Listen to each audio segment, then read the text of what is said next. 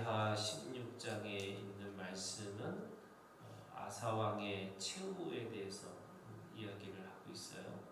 이 아사왕은 역대하 15장에 있는 말씀에 보면 하나님의 선지자의 말을 듣고 전쟁에 나가서 그 전쟁에서 승리를 하고 또 그 이스라엘 이 유다를 향해서 이 종교 개혁을 베풀어서 종교의 이 하나님을 믿는 믿음의 기본을 또는 본을 세웠던 사람이 바로 아사 왕이에요. 그런데 오늘 말씀에 보면은 그 아사 왕이 이 이스라엘 왕 바하사가 유다를 치러 올라와서 이렇게 시작합니다. 그러니까 이 노년에 그 자신에게 쳐들어온 이스라엘 왕 바하사를 대하는 태도가 이전의 아사 왕의 믿음과 이후에 지금 이렇게 일어나는 사건들 속에서 전에 있었던 믿음을 잊어버리고 또 그 잃어버리고, 그러니까 잊고 잃어버린 거죠. 그러다 보니까 완전히 사람의 꾀를, 사람의 생각을 가지고 그 모든 것을 해결하려고 하는 겁니다. 그러니까 이스라엘 왕 바하사가 유다를 치러 와가지고 그 치러 오는 그 왕을 막기 위해서 이 아사가 여호와의 전 곡간과 왕궁의 곡간에 은금을 내어다가 다메섹에 사는 아람 왕 베나닥에게 보내며 이르되, 이렇게 시작하는 거죠. 그러니까 여호와의 전에 있는 그리고 왕궁에 있는 금과 은을 모아가지고 그것을 아람 왕 베나닥에게 주어서 자신이 지금 위기에 처한 그 위기에 겪어야 되는 그런 사건들을 모면하는 거예요. 그래서 어떻게 했냐면 그 모면하는 것을 실제로 모면합니다. 그러니까 4절에 있는 말씀에 보면 베나닷이 아사 왕의 말을 듣고 그의 군대 지휘관을 보내어 이스라엘 성읍들을 치되 이온과 단과 아벨마임과 납달리의 모든 국고성들을 쳤더니, 이스라엘 왕이 가지고 있는 그 군대들을 칠 뿐만 아니라 5절 6절에 있는 말씀에 보면 그가 건축하는 그 모든 일들을 포기시키면서 그것을 뺏어가지고 게바와 미스바를 건축하였더라, 이렇게 되는 거죠.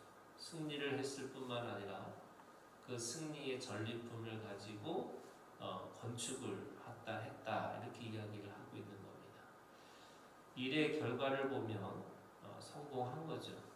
수단과 방법을 가리지 않고 그 일들을 감당했기 때문에 아사왕의 말년이 더 좋고 더 번창한 것처럼 보입니다. 그런데 그때에 7절에 있는 말씀이에요. 선견자 하나니가 유다 왕 아사에게 나와서 그에게 이르되, 왕이 아람 왕을 의지하고 왕의 하나님 여호와를 의지하지 아니하였으므로 하면서 지금 그 아사 왕이 했던 일의 결과를 이야기하는 것이 아니라 그 일의 동기를 묻고 있는 거죠. 그 동기가 뭐냐면 아람 왕의 군대의 왕의 손에서 벗어나기 위해서 하나님을 의지하는 것이 아니라 바로 아람 왕을 의지했다, 이렇게 이야기를 하고 있는 겁니다. 그러면서 그가 처음부터 가지고 있었던 믿음에 대해서 얘기하는 거죠.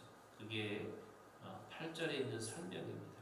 구스 사람과 룻 사람의 군대가 크지 아니하며 말과 병거가 심히 많지 않아야 될까. 그러나 왕이 여호와를 의지하였으므로 여호와께서 왕의 손에 넘겨셨나이다. 이것은 이미 그들이 이 구스나 룻 사람의 군대가 엄청나게 힘이 있다 할지라도 여호와를 의지했기 때문에 당신이 그 전쟁에서 승리했던 건데, 이번에도 그렇게 해야 되는데 지금은 하나님을 의지하는 것이 아니라 바로 사람을 의지하고 이 아람 왕을 의지하면서 그 것을 위기를 모면했다 이렇게 얘기를 하고 있는 거죠. 결과로 생각하면 잘하고 또 결과로 생각하면 대성공을 이뤘는데 오히려 그것이 하나님의 방법을 쓰지 않았다 이렇게 이야기를 하는 거예요. 그러면서 오늘 이 16장 전체에 가장 핵심적인 말씀이 9절에 있는 말씀이에요. 여호와의 눈은 온 땅을 두루 감찰하사 전심으로 자기에게 향하는 자들을 위하여 능력을 베푸시나니 이 일은 왕이 망령되게 행하였은즉 이후부터는 왕에게 전쟁이 있으리다 이렇게 말씀하는 거죠. 하나님은 이 두루 다니며 감찰하사 이렇게 얘기했어요. 그러니까 하나님은 감찰하시는 하나님이라고 얘기합니다. 근데 여러분 감찰한다라는 것이 인간의 생각으로 생각하면 결과 중심이죠. 그 일을 성공했느냐, 그 성공을 안 했느냐, 실패했느냐라고 이야기를 하는 거예요. 그런데 이 감찰하시는 하나님은 어떻게 보시냐면 동기를 보신다는 거예요. 우리가 신앙이라는 것은요, 동기와 과정이 중요한 거예요. 왜냐하면 그 동기가 어떤 것으로부터 시작하는 거냐. 지금 이 아사 왕은 처음에는 하나님을 잘 믿었다가 말년이 돼서는 하나님을 믿는 것이 아니라 그 아람 왕의 힘을 믿어서 결국 일은 성공했지만 그 안에 동기가 무너져 있는 거죠. 그리고 그 동기 속에서 결국에는 과정도 무너져 있는 겁니다. 그 결과를 꾸짖고 있는 이 지금 선교자 하나님을 어떻게 하냐면 10절에 이렇게 했어요. 아사가 노하여 선견자를 옥에 가두었으니 이는 그에 반해 크게 노하였으며 그때의 아사가 또 백성 중에서 몇 사람을 학대하였더라. 결국에는 그 모든 것들이 선견자를 감옥에 가두고 사람들을 학대하는 그런 것으로 나타나는 거죠. 그래서 하나님은 어디를 보시냐면 우리에게 동기를 보시는 거예요. 왜 그 일을 했는지, 왜 그 일을 통해서 무엇을 얻고자 하는 건지를 묻고 있는 겁니다. 그런 의미에서 우리가 과정이 이 동기가 하나님 앞에 있는 건지, 또 과정이 하나님 앞에 있는 건지를 보는 거죠. 그 일을 어떻게든지 성공하는 것가 중요한 것이 아니고 하나님 앞에 그 동기를 묻고 계시다는 거예요. 두 번째는요, 여호와의 눈은 온 땅을 두루 감찰하사 전심으로 이렇게 되어 있어요. 여러분 신앙은 이것도 하고 저것도 하는 게 아니고 바로 이 전심이라고 하는 이게 성경에서는 우리가 우리의 모든 것들을 우리가 다 투자해서 얻어지는 것이 천국이라고 얘기하는 거죠. 우리가 좋은 것들을 내가 찾으면 우리의 모든 집안의 모든 것들을 다 팔아서 그 진주를 사는 진주 장사와 같이 이것이 천국이에요. 천국은 우리가 어떤 것을 가지려고 하면 전심이라고 하는 모든 것을 포기하고 모든 것을 다 바쳐야지만 천국이 우리에게 주어지는 겁니다. 하나님은 우리에게 어떤 걸 요구하시냐면 전심이라고 하는 걸 요구하시는 거예요.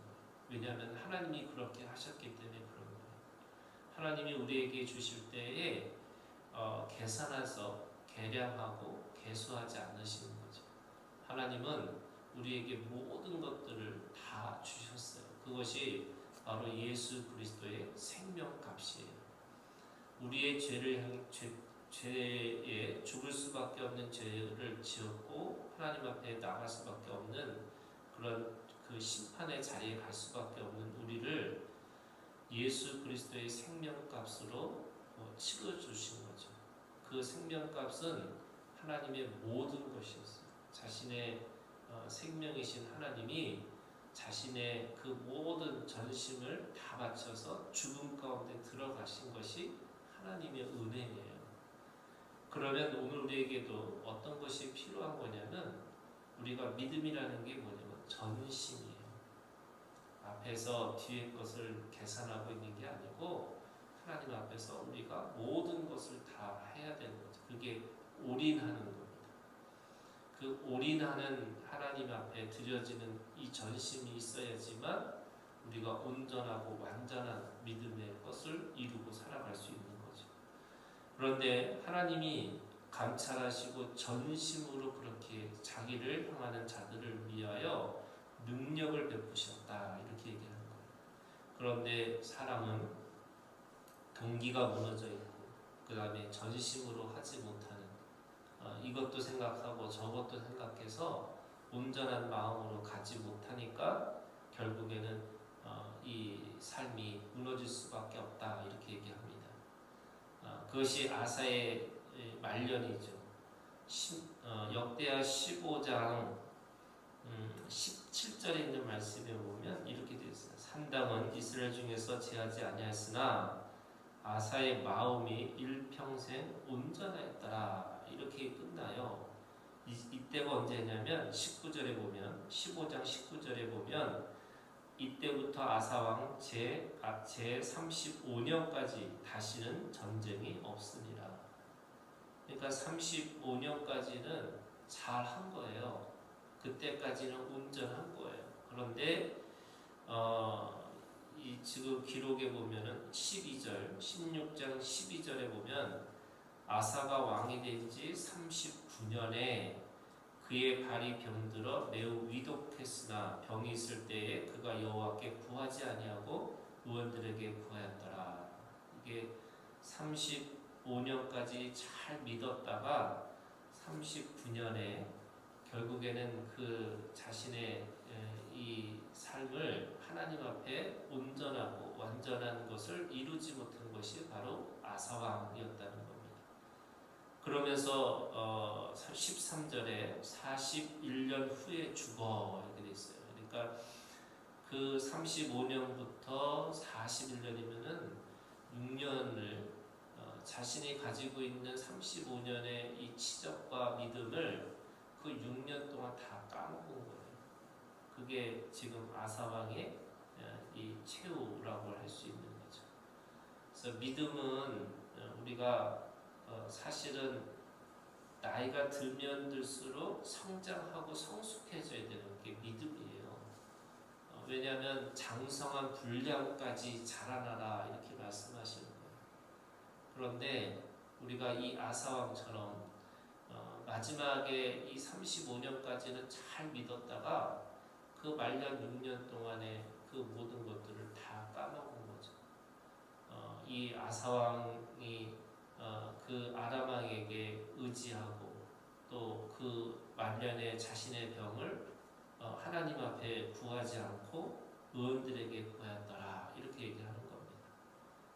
결국에는 이 시작이 하나님 앞에 창대하기 시작했다가 나중에는 미약한 것으로 그냥 끝나는 것처럼 보이는 거예요. 그런데 사실은 이 16장의 이 결론이 뭐냐면요. 14절에 있는 말씀이에요.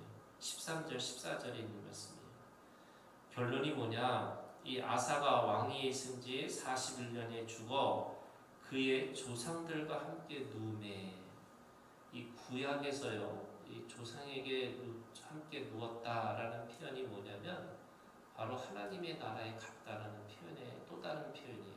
그러니까 아사가 비록 그 말년이 무너지고 또 말년이 하나님 앞에 온전과 완전하지 못했지만 이게 또 다른 하나님의 은혜예요. 그 아사왕의 그 믿음을 보시고 그 조상에게 함께 눕게 하셨다 이렇게 말씀하시고 14절에 있는 말씀에 보면 다윗성에 자기를 위하여 파두었던 묘실에 무리가 장사되 그의 시체를 법대로 만든 각양 향 자루를 가득히 채운 상에 두고 또 그것을 위하여 많이 분향하였더라 이렇게 얘기합니다. 이 분향의 이 모양이 이 장례식이 또 사람들에게 보기에는 또 하나님의 보시기에도 이 법대로 이렇게 돼 있어요. 그리고 그것을 많이라는 표현으로 돼 있어요. 비록 그가 말년에 무너지고 또 말년에 이 그 온전과 완전의 믿음을 다 하지 못했지만 이게 또 다른 하나님의 은혜예요. 그가 가지고 있던 그 믿음의 단계만큼 대우하시고 또 그것만큼 그렇게 그 치유를 다시 하나님께서 축복하시는 것, 이 복을 주신 것을 이 말씀을 통해서 알 수가 있는 거죠. 우리가 이룬 것이 있어요. 근데 그 이룬 것은 절대로 까먹지 않는 거예요. 우리의 믿음이 그런 거예요.